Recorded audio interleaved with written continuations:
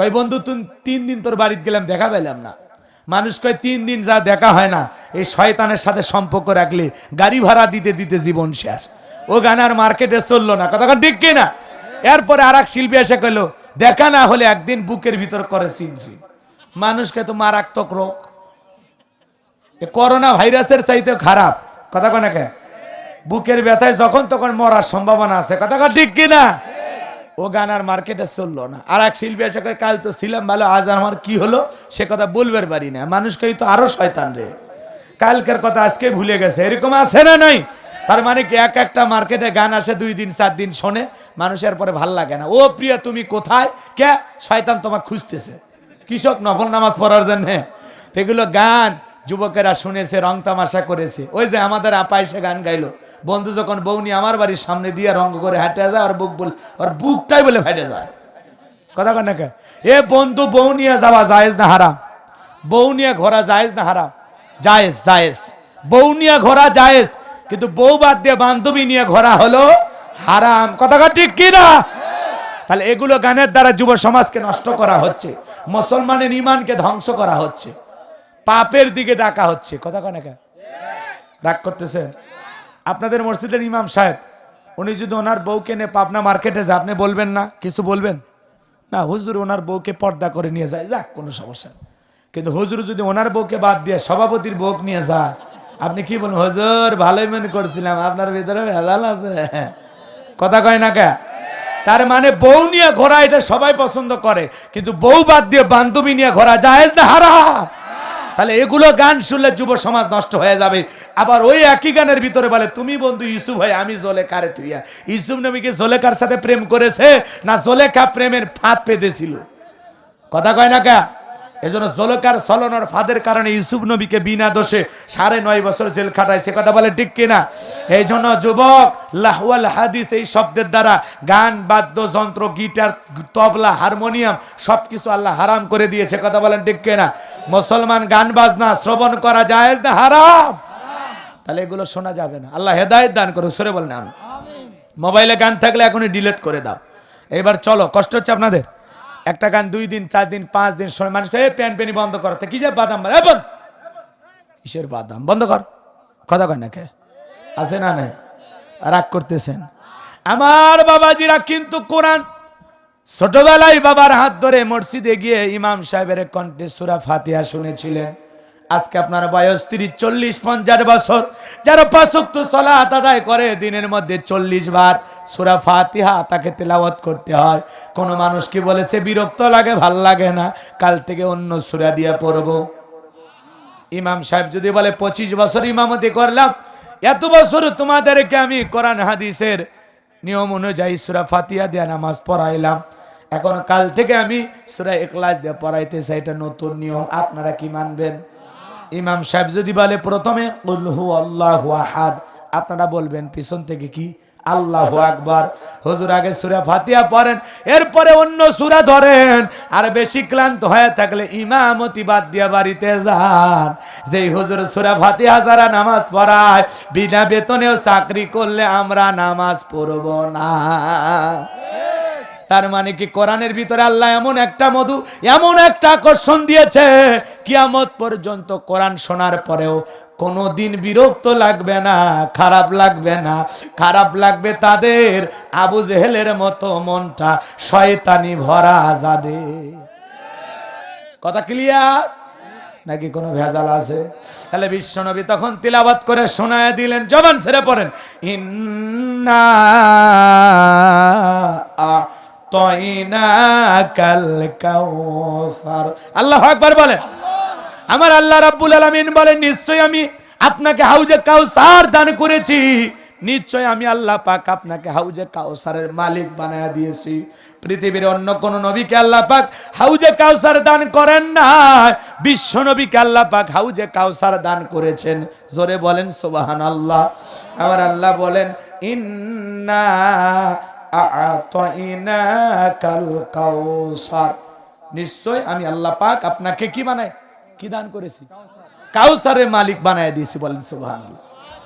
আল্লাহ পাক বিশ্ব নবীকে হাউজে কাউসার দান করেছেন, বলেন আল্লাহু আকবার। আমার ভাইরা শুনে যান, হৃদয়ের কান পেতে কথাগুলো শুনে যান, যে কথা বলতে চাচ্ছিলাম। এই হাউজে কাউসারের পানি মধুর চাইতে মিষ্টি, পানির চাইতেও ক্লিয়ার। কঠিন কিয়ামতের ময়দানে মানুষের জিহ্বা যেদিন কুকুরের মতো ঝুলে আসবে নাভি পর্যন্ত, ওই কঠিন বিচার দিবসের একদিন হবে 50,000 বছরের সমান। মা যেদিন তার সন্তানের পরিচয় দেবে না, ভাই ভাইয়ের পরিচয় দেবে না, স্ত্রী স্বামীর পরিচয় দেবে না, আল্লাহর আরশের ছায়া ছাড়া আর কোনো ছায়া থাকবে না। জমিন হবে তামার জমিন, সূর্যটা সহাত মাথার উপরে চলে আসবে। ওই দিন বিশ্বনবীর হাতে হাউজে কাউসারের পানি পান করতে পারবে তারা, নবীজির সুপারিশ প্রাপ্ত উম্মত হবে যারা। ওই কঠিন বিচারের দিনে একবার যদি কেউ রাসূলের হাতে এক পেয়ালা হাউজে কাউসারের পানি পান করতে পারে, জান্নাতে ঢোকা পর্যন্ত তার আর তৃষ্ণা লাগবে না। সুবহানাল্লাহ বলেন। সে হাউজে কাউসারের পানি চাইলেই কি পাবেন? কথা বলেন, নাকি কাজ করা লাগবে? মধুর মতো মিষ্টি, আহা, এক পেয়ালা পানি পান করলে আর জান্নাতে ঢোকা পর্যন্ত তৃষ্ণা লাগবে না। এই হাউজে কাউসারের পানি বিশ্বনবীর প্রিয় সাহাবী হযরত আবু বকর হাউজে কাউসারের পানি পেয়ালাগুলো ভরায়া দিবেন, মাঝখানে দাঁড়িয়ে থাকবেন হযরত ওমর। হযরত ওমর আবু বকরের হাত থেকে নিয়ে বিশ্বনবীর হাতে দিবেন, আর নবী তার আদরের উম্মতদেরকে খুঁজে খুঁজে পান করায় দেবেন। খালি শুনেছেন হাউজে কাউসারের পানি পান করা দেবেন, কিন্তু পদ্ধতিটা শুনছেন? কথা কয় না কে? হযরত আবু বকর পিয়ালাগুলো কি করবেন? ভরায়া দিবেন। হাউজে কাউসারে যে পানি পান করানো হবে তার পিয়ালা ভরায়া দিবেন, মাঝখানে দাঁড়িয়ে থাকবেন ওমর আবু বকরের হাত থেকে নিয়ে বিশ্বনবীর হাতে দেবেন। সুবহানাল্লাহ বলবেন না? রাগ করতেছেন? আর নবী তার আদরের উম্মতদেরকে খুঁজে খুঁজে হাউজে কাউসারের পানি পান করা দেবেন। বলেন সুবহানাল্লাহ। এখন যাই তাই পাইকারি দরে পানি পাবে, কথা কয় না কে? খুব মিষ্টি পানি, খুব সুন্দর পানি, শুনেই ভাল লাগতেছে, খাইতে মন চাচ্ছে। আল্লাহ যেন খাবার তৌফিক দান করেন, জোরে কোন আমিন। আমি মুসাফির মানুষ, শোনেন, একটা ছেলের হাতে কয়েকটা চকলেট দিলাম, দিয়ে একটা বদনা হাতে ধরায় দিলাম, বাবা যাও তো এক বদনা পানি নিয়ে এসো, তো আমি একটু উজু করব। ছেলেটাই চকলেট এক হাতে আর বদনা এক হাতে মারছে দৌড়, মাঝপথে যা আসার খায় পইরে গেছে, হাঁটুটা ছিলে গেছে, একটু লাল লাল কি যেন বের হয়, নাম কি? রক্ত। আপনারা তাই বলেন না? রক্ত। ওই যে চকলেট থাকার কারণে, কথা বোঝে না, ওই চকলেট থাকার কারণে এই যে ছিলে গেছে, একটু যে রক্ত বের হয়েছে, এ ব্যথা তার কাছে ব্যথাই মনে হচ্ছে না। চকলেটের আনন্দের ঠেলায় মারছে আবার দৌড়। বদনা ভরে যখন আমার কাছে নিয়ে আসছে, আমি তখন বললাম, বাবা এই পানি আনতে গিয়ে তোমার একটু কষ্ট হয়েছে তাই না? ওই যে পুড়ে গেলা, আচার খাইছো, হাঁটি মনে হয় ছিলে গেছে, একটু মনে ব্যথা পাইছো। ওই চকলেট থাকার আনন্দে আর খুশির কারণে বলতেছে, আমি এরকম কত পড়ে যায় আমার কিছুই হয় না। কথা কয় না কে? তার মানে কি? তার মানে কি হুজুর কেন বললেন? শোনেন, হাউজে কাউসারের পানি মিষ্টি, মধুর চাইতেও মিষ্টি, পানির চাইতেও ক্লিয়ার, শুনেই তো খাইতে মন চাচ্ছে। কিন্তু এই পানি পর্যন্ত যেতে গেলে যে একটু কষ্ট করা লাগবে, একটু যে আমল করা লাগবে। কথা কয় না কে? এমনি এমনি তো দেবে না, এমনি এমনি দেবে? এই হাউজে কাউসারের পানি দুই শ্রেণীর মানুষকে আল্লাহ দেবেন না। কয় শ্রেণীর? এই দুই শ্রেণীর মানুষের আলোচনা তুলে ধরতে গেলে 2 ঘন্টা ওয়াজ করা লাগবে আরো। কথা কয় না কে? হ্যাঁ করেন পরে, অজকর্ম বাঁশো খামো। এদিক শোনেন, কষ্ট হচ্ছে আপনাদের, কিন্তু হাউজে কাউসারের পানি পান করতে হলে কাজ করা লাগবে 2টা, এটা শোনা জরুরি। কথা কয় না কে?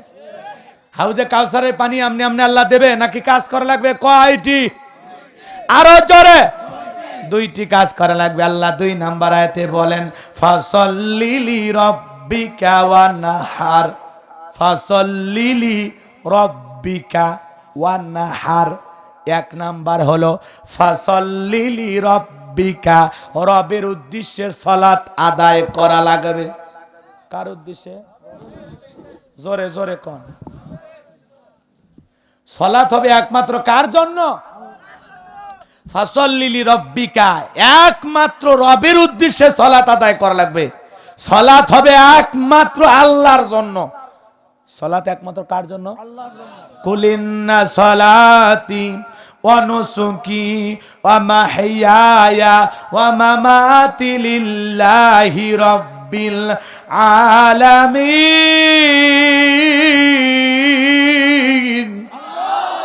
নবীজি আপনি বলেন আমার নামাজ, আমার কুরবানি, আমার জীবন, আমার মরণ লিল্লাহি রাব্বিল আলামিন, আসমান জমিনের প্রতিপালকের জন্য। বলেন আল্লাহু আকবার। তাহলে মুমিন জীবনের ইবাদত বندگی সব কিছু হবে একমাত্র কাকে রাজি খুশি করার জন্য। আমার জীবন, আমার মরণ, আমার বন্দেগি কবুল করো ইয়া ইলাহি, আমার জিন্দেগি, আমার জীবন, আমার মরণ, আমার বন্দেগি। মারহাবা কর।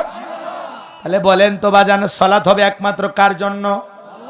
সালাত যদি সালাতের মতো আদায় করি লাভ আছে না নাই? ফালিয়াবুদু রাব্ব হাযাল বাইত আল্লাযী আত'আমাহুম মিন জু' ওয়া আমানাহুম মিন খাউফ। আমার আল্লাহ পাক বলেন এই ঘরের মালিকের ইবাদত করো।